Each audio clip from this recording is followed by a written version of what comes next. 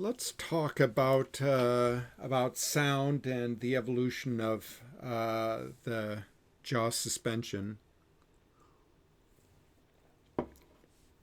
When we think about sound, and we talked a little bit about this in lecture, an animal like a fish is going to detect any sort of vibrations that hit the side of the body, and then those sound waves are going to be transmitted to the front of the animal. They're also going to pick up signals through the lateral line system and things of that sort. But the sounds are going from the back of the animal towards the front. When we talked about the sensory capsules, and we talked about the fact that the otic capsules are at the back, they're at the back because that places them closest to the source of the vibrations. So the vibrations are coming along the side of the body from the back towards the front. And at the back of the head, that's where you have that otic capsule, and that's going to pick up those vibrations. So the sound waves are then transmitted to the front. It's also important, though, that we be able to, especially for terrestrial vertebrates, that we be able to detect airborne sound waves. So not just sound waves that are either through the water or through ground, right, but also through airborne sound waves. Now, an animal like a lizard or a frog, maybe when you were a kid you would go out and try and catch frogs and lizards and things of that sort, and you probably discovered that it was very difficult to sneak up on them, and it is. And the reason for that is because they are picking up vibrations through the ground, up through their limbs, across their girdles, which are connected to the back of the skull, and then to the otic capsules in that way. So they are able to detect ground-borne sound waves. You are unable to do that to the same degree. So lizards, snakes, frogs, salamanders are very good at detecting ground-borne sound waves. You, not so much. And the reason for that is because of what happens with our girdles and so on. Now,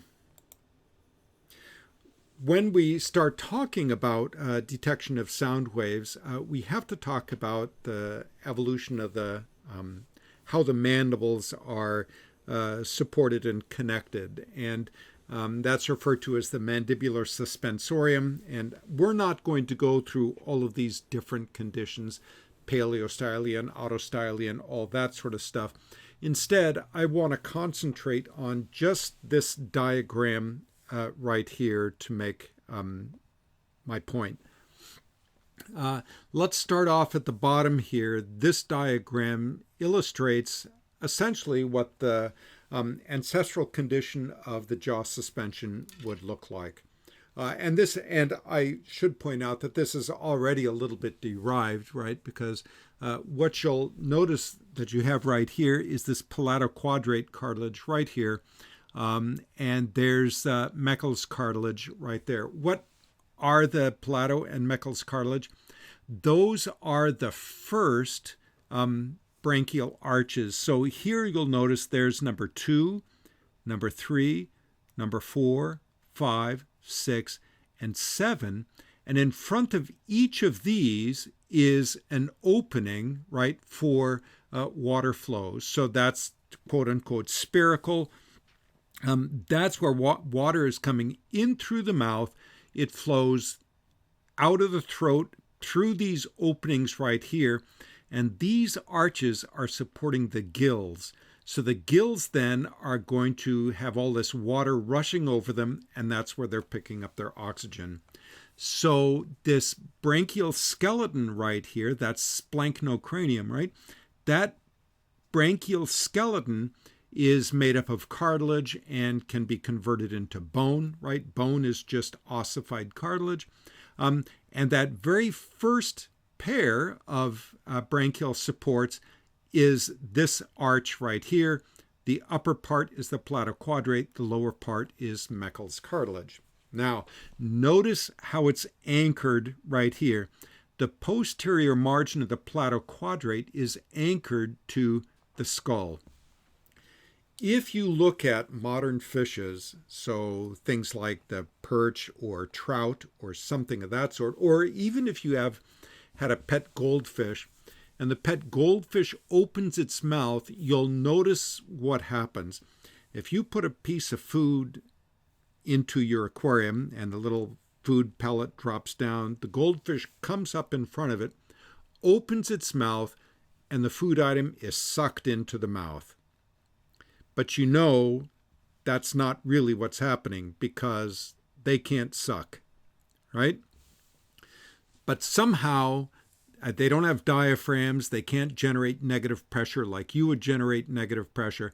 Somehow they're able to generate negative pressure inside the mouth. And the way they do it is like this. The palatoquadrate is not hinged at the back. The palatoquadrate instead is hinged at the front. And not only that, but sitting right in front of the palatoquadrate is the premaxilla. So the premaxilla forms over the front of the palatoquadrate. So when the palatoquadrate is dropped, when it opens its mouth, this back part right here drops down. The front part is hinged at the anterior part of the skull. And when this part drops down, there's a little peg on the premaxilla, which then forces the premaxilla to hinge forward. So it's almost as though this guy was puckering its lips. And because as it opens its mouth, the palatoquadrate swings down, the premaxilla swings forward, you're increasing the volume inside the mouth without increasing the water inside the mouth. So that creates the negative pressure that is able to suck the food into the mouth of the fish. If you didn't do that, right, if the trout or the goldfish had this sort of scenario right here, it would open its mouth and close its mouth. It would increase the pressure inside the mouth and the food particle would get squirted out. So that's the special sort of highly derived jaw suspension that modern fishes use, not ancient fishes like sharks, right? But modern fishes like the ray-fin fishes, so the actinopterygian ray-fin fishes. All right, so here's, though, the lineage that is going to give rise to the terrestrial vertebrates. Here we have the palatoquadrate and Meckel's cartilage. That's the first. They're attached right here like that. And right behind these is the second mandibular arch, the second gill arch. Okay? So the first thing that's going to happen is here, the Meckel's cartilage is going to be covered with bone. And the palatoquadrate is going to be covered with bone.